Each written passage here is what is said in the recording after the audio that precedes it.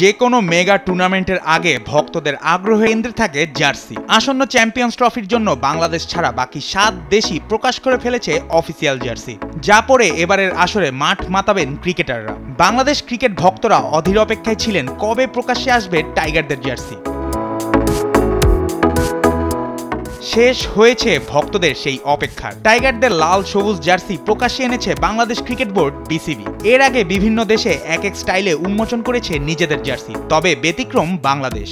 Jersey ঘিরে কোনো আয়োজন ছিল না বিসিবির।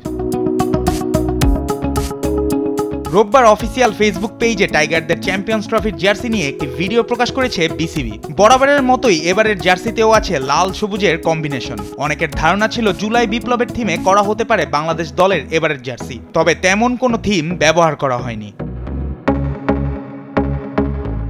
বিসিবির ভিডিওতে নতুন জার্সি পরে পোজ দিতে দেখা গেছে অধিনায়ক নাজমুল হোসেন শান্ত, মেহেদী মিরাজ, তাসকিনদের। লাল সবুজের মিশ্রণের সঙ্গে শোভা পাচ্ছে বাংলাদেশের গর্বের প্রতীক রয়্যাল বেঙ্গল টাইগার। এবার নতুন জার্সি পরে মাঠের খেলায় নতুন কিছু করে দেখানোর অপেক্ষায় দ্য টাইগার্স।